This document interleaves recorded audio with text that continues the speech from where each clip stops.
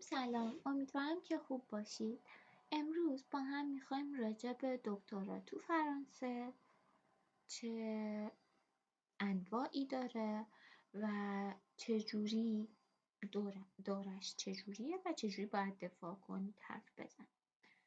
دکترا اینجا دو مدل قدیمیش که شما یه موضوع دارید و برای اون موضوع باید 500-600 صفحه بنویسید.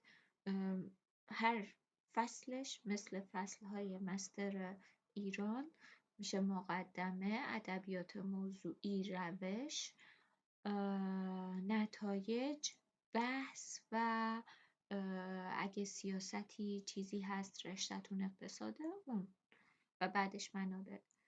برای تز هایی که جدید هست، روش جدید تز نویسی اینطوریه که هر فصل پایان نامه خودش یک مقاله جداست، یعنی یه موضوع کلی دارید، هر فصلی خودش یک موضوع جداگونه است که تو دل اون موضوع کلیه.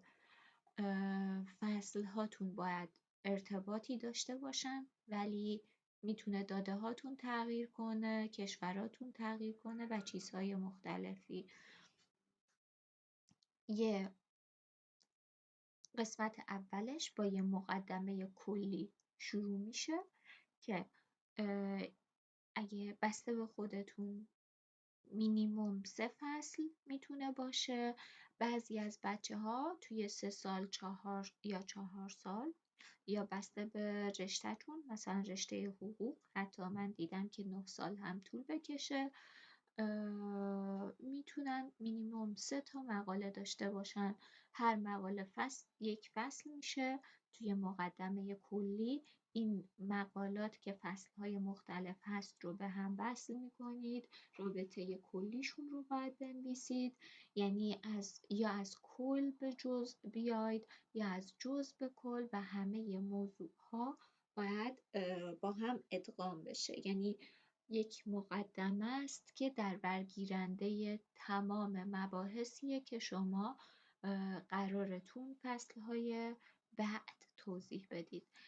فصل 2 یا همون مقدمه میشه فصل 0 محسوب میشه. مقدمه کلی فصل اول که مقاله اولتونه موضوع داره، خودش مقدمه، ادبیات موضوعی، روش، داده، نتایج، مباحث، سیاست ها و منابع رو داره. موضوع فصل 2 باید قطعا با فصل اول توی مدل جدید پایان نامه متفاوت باشه. موضوع فصل 3 هم همینطور و نتیجه گیری، هر فصل نتیجه گیری خودش رو داره، مقدمه خودش رو داره، ولی در کل برای پایان نامه، برای اینکه قبل اینکه اون رو به داورها بفرستید، شما باید یه نتیجه گیری کلی و یه مقدمه کلی بنویسید. نتیجه گیری کلی در برگیرنده نتایجیه که توی بخش‌های مختلف، فصل‌های مختلف مقاله نوشتید. باید کلی باشه، یعنی دوباره نیایید همون نتایجی که به دست آوردید آخر هر فصل رو تکرار کنید. باید نتایجی باشه که در برگیرنده همه اون نتایج باشه. و اگه سیاست‌های اقتصادی مثلا برای رشته اقتصاد بیان میشه، سیاست‌هایی نباید باشه که توی هر بخش گفته شده. باید یه سیاست کلی راجع به همه بخش ها گفته بشه. تحقیقات آینده باید دربارش حرف زده بشه. میخواید چه کاری انجام بدید بعد تزتون راجع به، ولی خب کار منظور اینه که چه تحقیقی که کامل کننده ی تز رو میخواید انجام بدید، چیزی که در برگیرنده فصل هاتون باشه، اون مینیموم 3 فصلتون یا 4 فصلتون، و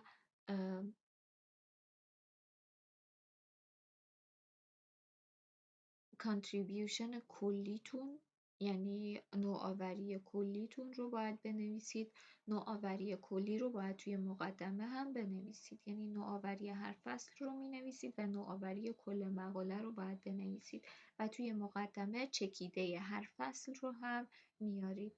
این چکیده باید شامل یک توضیح کلی از هدف هر فصل باشه، چرا این بحث مهمه، چرا باید بهش پرداخته بشه و نوآوری شما تو این زمینه چیه، هدفتون چیه و چه نتایجی خواهید گرفت. اگه پیشنهادی برای تحقیقات آینده توی اون فصل دارید میتونید بگید این قسمت رو باید توی مقدمه کلی بیارید.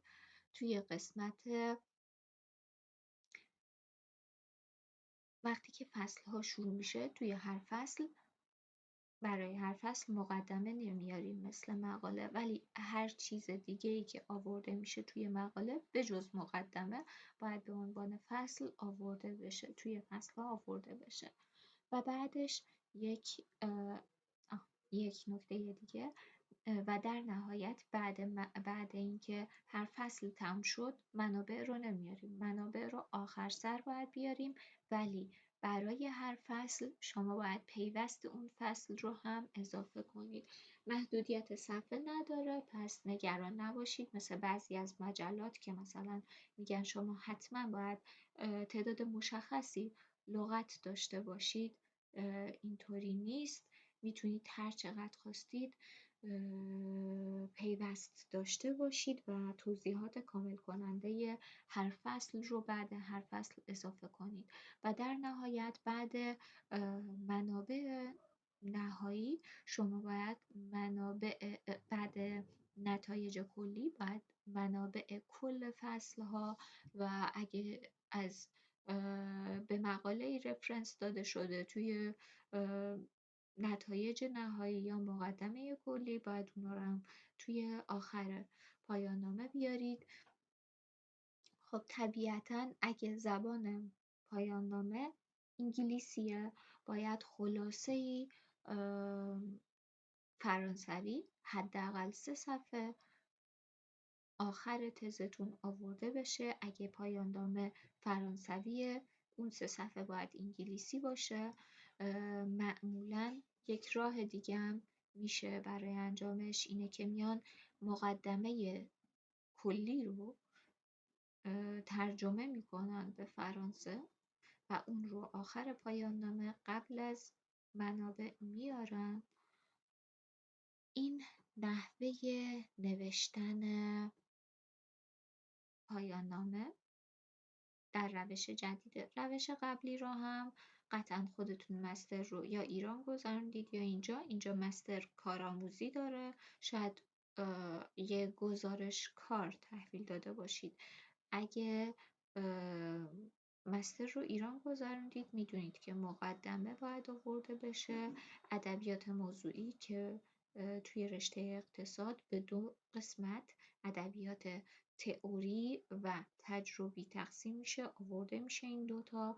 بعدش راجع به روشی که قراره استفاده بشه، داده‌ای که هست، قطعا کشورها و دلیل اینکه اون داده یا اون گروه کشور انتخاب شده باید حرف زده بشه و تخمین هاتون، نتایجتون، تحلیل هاتون بعدش آورده میشه و در نهایت نتایج کلی و سیاست های اقتصادی و منابع. امیدوارم این قسمت براتون مفید بوده باشه. توی قسمت دوم راجع به نحوه دفاع پایان نامه برای دکترا حرف میزنیم. روز خوبی داشته باشید.